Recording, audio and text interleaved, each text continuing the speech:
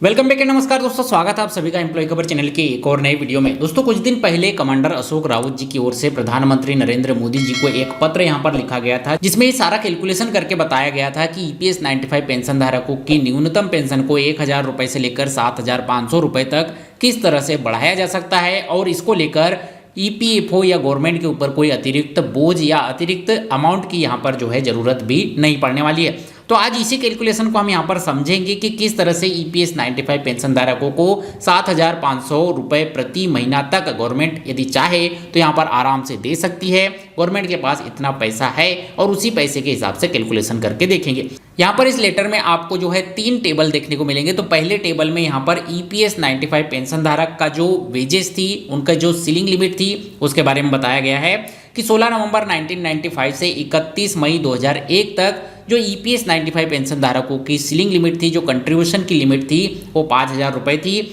और इस हिसाब से जो ईपीएस 95 पेंशन धारक थे वो 417 रुपये प्रति महीने देते थे और गवर्नमेंट की ओर से 58 रुपये का कंट्रीब्यूशन ईपीएस 95 पेंशन धारकों की ईपीएस स्कीम में किया जाता था। इसी तरह से 1 जून 2001 से लेकर 31 अगस्त 2014 तक 6500 रुपये प्रति महीने की सीलिंग लिमिट थी और यहाँ पर जो ईपीएस 95 पेंशन धारक है वो 541 रुपये प्रति महीने ईपीएस स्कीम में कंट्रीब्यूट करते थे और 75 रुपये गवर्नमेंट की ओर से, जो कि उनका 1.16% बनता है, वो यहाँ पर कंट्रीब्यूट किया जाता था। इसके बाद 1 सितंबर 2014 के बाद जो नया अमेंडमेंट आया उसके हिसाब से 15,000 रुपये की सीलिंग लिमिट हो गई, जिसके हिसाब से ईपीएस 95 पेंशन धारकों को 1250 रुपये यहाँ पर कंट्रीब्यूट करने पड़ते हैं और 174 रुपये गवर्नमेंट इस स्कीम यानी कि ईपीएस 95 पेंशन स्कीम में कंट्रीब्यूट करती है। तो आप अपने हिसाब से यहाँ पर अनुमान लगा सकते हैं कि आपने कब यहाँ पर अपनी सर्विस स्टार्ट की थी, किस टाइम पीरियड के बीच आप आते हैं, तो आपको कितना कंट्रीब्यूट यहाँ पर करना पड़ा होगा। यहाँ पर ये जो सेकंड वाला चार्ट है, इसमें ईपीएफओ के पास कितनी इनकम यहाँ पर आ रही है, कितना अमाउंट पर ईयर उनके पास यहाँ पर आ रहा है according to EPS 95 pension, according to EPF member, according to इस सब अमाउंट पर मिलने वाले इंट्रेंस यानी कि ब्याज को लेकर ये सारा कैलकुलेट यहाँ पर किया गया है। यहाँ पर कैलकुलेशन किया गया है 2015-16 के बाद से जो ईयर है 2015-16, उसमें यहाँ पर जो टोटल कंट्रीब्यूशन रिसीव किया गया है वो 32,307 करोड़ का यहाँ पर किया गया है।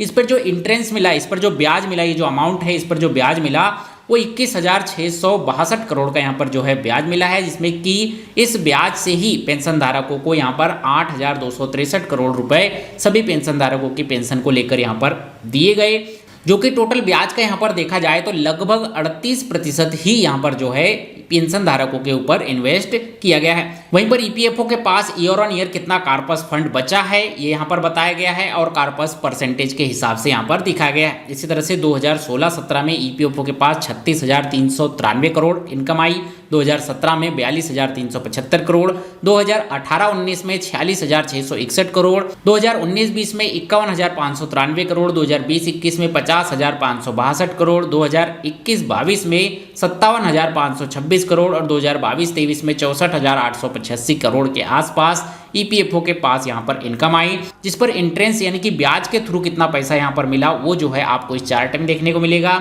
और इस ब्याज के पैसे में से कितना अमाउंट यहाँ पर पेंशन धारकों के ऊपर खर्च हुआ ये यहाँ पर आपको देखने को मिलेगा। ये जो अमाउंट है कंट्रीब्यूशन का, ये उन सभी पीएफ खाता धारकों, पेंशन धारकों का कंट्रीब्यूशन है जो कि हर महीने कट कर यहाँ पर ईपीएफओ के पास जमा होता है। अब आते हैं इंपॉर्टेंट चार्ट, जो कि यहाँ पर ईपीएस 95 पेंशन धारकों को किस तरह से 7,500 रुपये प्रति महीने तक दिया जा सकता है ये यहाँ पर कैलकुलेट किया गया है। यहाँ पर अगेन जो है नंबर ऑफ ईयर लिखे गए हैं कि किस साल में नंबर ऑफ पेंशनर्स कितने थे ये यहाँ पर बताया गया है। अभी वर्तमान में देखा जाए 2022-23 में तो 75,58,000 के आसपास ईपीएस 95 पेंशन धारकों की संख्या हो चुकी है। पेंशन धारकों के ऊपर जो कंट्रीब्यूशन यहाँ पर किया जा रहा है, पेंशन धारकों के ऊपर जो खर्च किया जा रहा है, वो अमाउंट यहाँ पर ईयर के हिसाब से लिखा गया है, जो कि हमने पिछले चार्ट में भी यहाँ पर देखा। पेंशन धारकों के ऊपर जो खर्च यहाँ पर किया जा रहा था उस अमाउंट को यहाँ पर बताया गया था। यही अमाउंट जो है आपको यहाँ पर देखने को मिलेगा। एवरेज ईपीएस 95 पेंशन धारकों को जो पेंशन यहाँ पर मंथ मिलती है वो बताया गया है कि 2015-16 की जो एवरेज थी वो 1285 रुपये थी। इस तरह से 2016-17 में 1300, इस तरह से कभी कम कभी ज़्यादा होते हुए 2022-23 तक ईपीएस 95 पेंशन धारकों को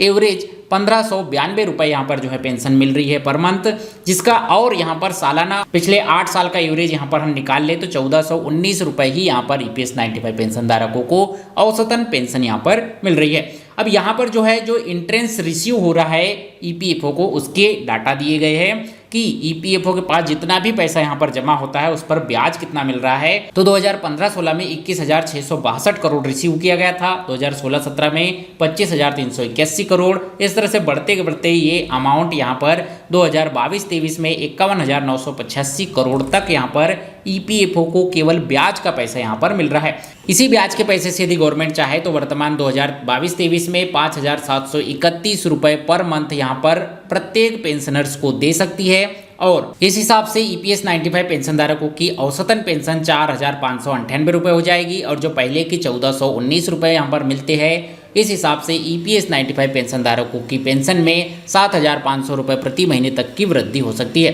यानी कि कुल मिलाकर ईपीएफओ के पास जो ब्याज का पैसा आ रहा है, जो पेंशन धारकों का पीएफ खाता धारकों का पैसा ईपीएफओ के पास जमा हो रहा है, वो जो ब्याज की राशि है उसी ब्याज की राशि को यदि वह पेंशन धारकों में वितरित करना चाहे तो ब्याज की राशि भर से ही ईपीएस 95 पेंशन धारकों के पेंशन में वृद्धि की जा सकती है। इसके अलावा ईपीएफओ के पास जो ईपीएस 95 पेंशन धारकों का कंट्रीब्यूशन होता है वो हमेशा के लिए जमा रहता है, कंट्रीब्यूशन रिटर्न नहीं मिलता है। कई ऐसे डिफॉल्ट अकाउंट होते हैं जिनका कोई उत्तराधिकारी नहीं होता, इस तरह के कई करोड़ों रुपए ईपीएफओ के पास यहाँ पर जमा रहते हैं। तो इस तरह से ईपीएस 95 पेंशन धारकों की पेंशन में वृद्धि की जा सकती है। तो ये कैलकुलेशन आपको किस तरह से लगा, इस लेटर की कॉपी भी मैंने अपने टेलीग्राम ग्रुप एम्प्लॉय खबर पर शेयर कर दी है। आप चाहे तो इसे आराम से और अपने हिसाब से कैलकुलेट कर सकते हैं और चाहे तो इन चार्ट का स्क्रीनशॉट लेकर भी अपने पास रख सकते हैं और आराम से कैलकुलेट करके समझ सकते हैं कि किस तरह से यदि ईपीएफओ चाहे, गवर्नमेंट चाहे तो ईपीएस 95 पेंशन धारकों को ईपीएफओ के पास जो ब्याज का पैसा आ रहा है उसी में से